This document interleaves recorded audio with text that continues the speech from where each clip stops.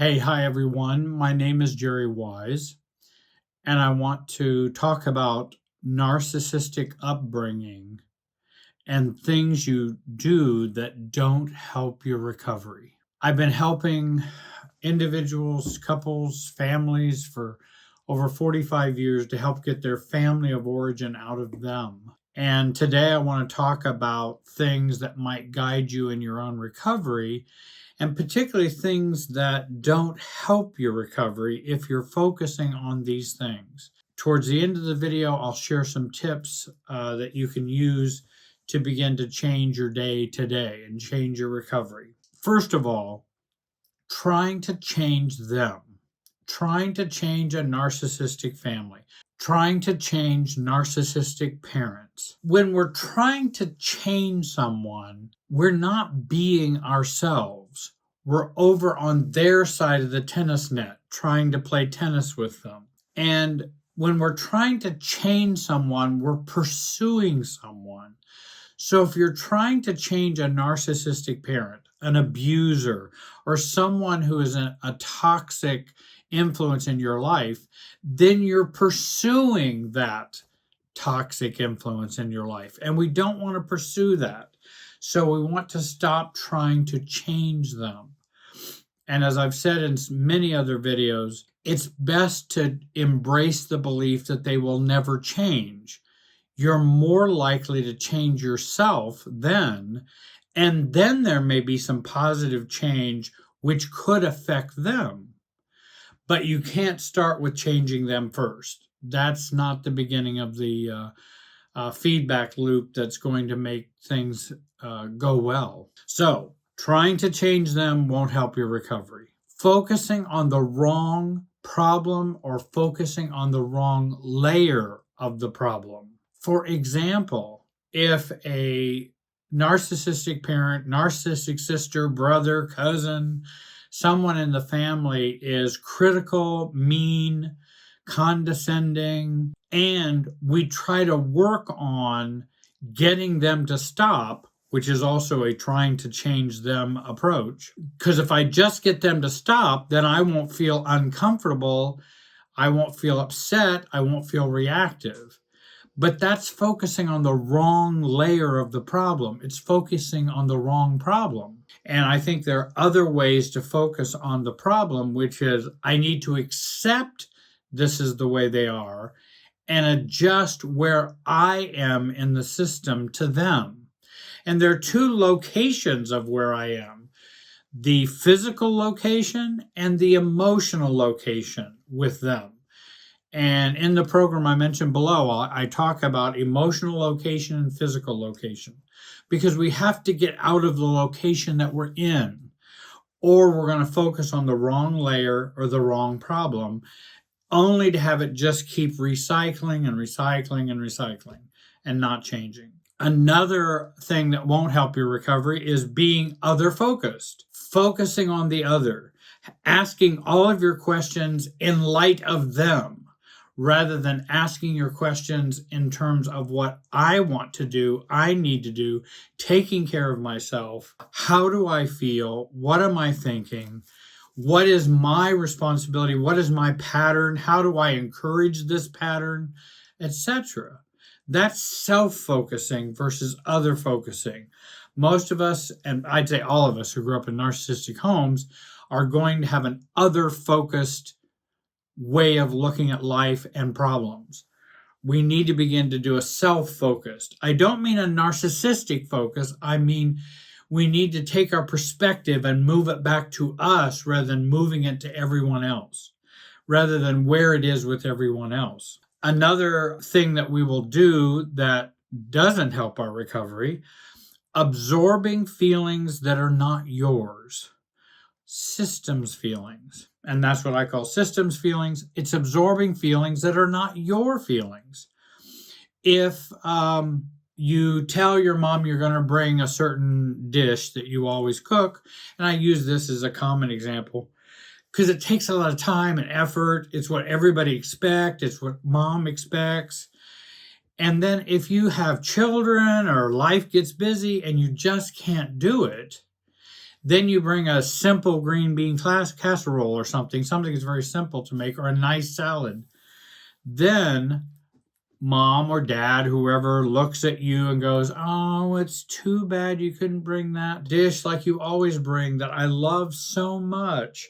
I don't know why you couldn't put that together and brought that for this dinner."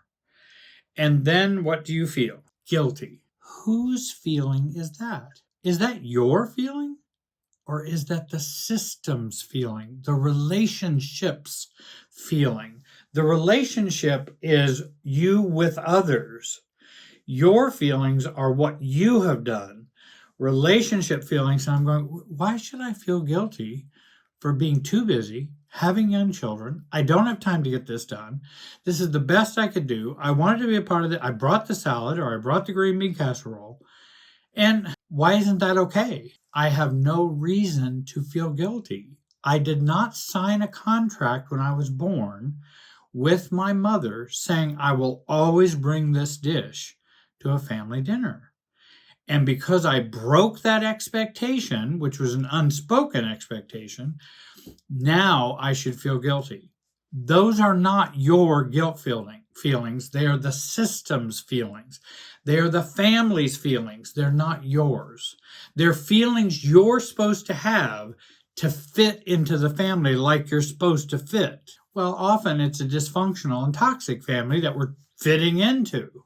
And I don't want to fit into that system. Another thing that we do that doesn't help our recovery is attempting to set boundaries before we have set inner boundaries. Inner boundaries I think of as detachment. Being able to have an emotional, I don't really care. I'm neutral. It doesn't matter. That kind of inner letting go. If we don't have those inner boundaries, where someone can come to me and go, well, I use my example with mom and my haircut. By the way, I was in my 60s. She was in her 80s or 90s. And she's all upset because my hair's so long in the back. Now, by the way, I'm looking bald if you hadn't noticed. And I have the hair back there. Mom's just, she sees the hair, needs a haircut back there. She's going crazy because of my haircut. I have no idea why, because it's just the way we've always done it. And that I'm supposed to feel bad that I haven't gotten a haircut by now. Inner boundaries would be growing up to the place where I don't care whether she believes that, thinks that, or is concerned about that. It's of no matter to me. And that outer boundaries is, and by the way, Mom, I don't think there's any need for us to talk about me and haircuts anymore during the course of your life or my life. There is no need.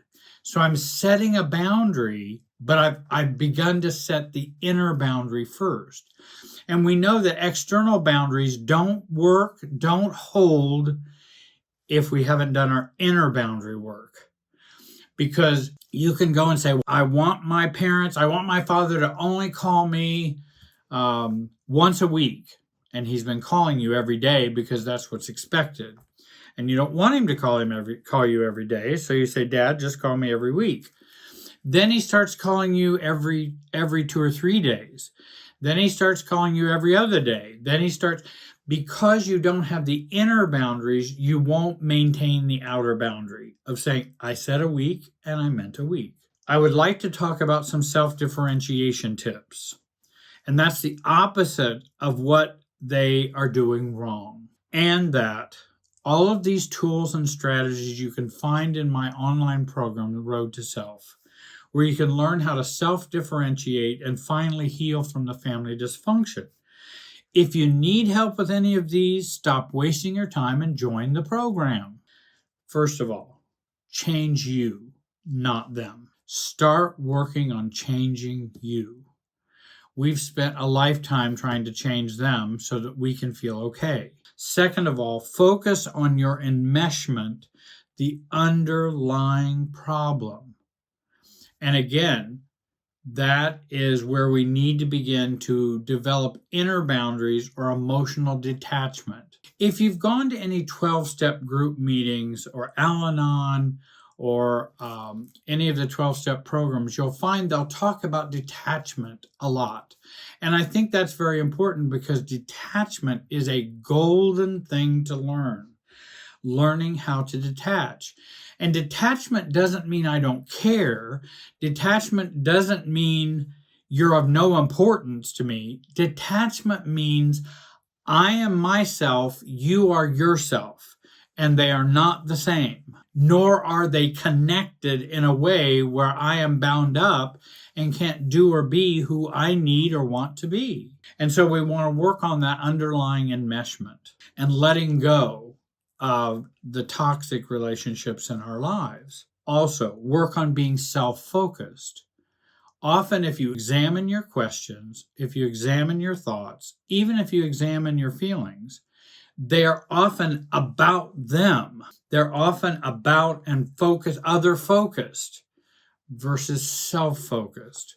And I even have a module program in there where I help you distinguish between self-focused questions and other focused questions to help you begin to shape your mature identity so you can ask questions in the right way.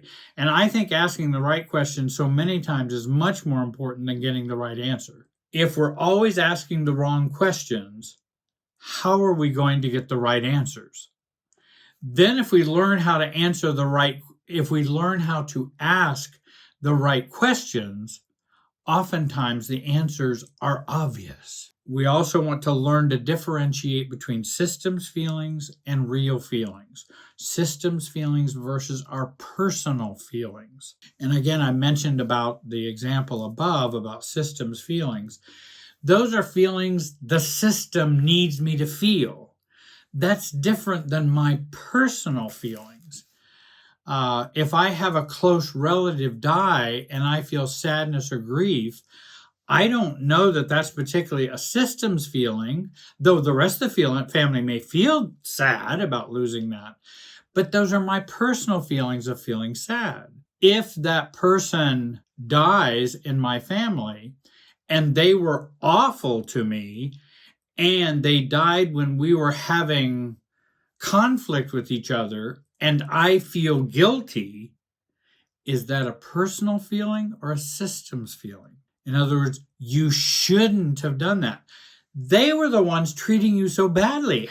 You would have been happy to have a good relationship with someone who would treat you appropriately, but you're supposed to feel guilty that you didn't go the extra mile to make sure they were happy, in which in their lives, I don't think they could ever be happy, no matter what you did. We also want to build inner boundaries first to make external boundaries hold. And again, you'll find these helps, tips, tools in the Road to Self program that's listed below. I hope you'll subscribe, like, and comment on this video. I want to thank you for watching today. Have a great day and be wise.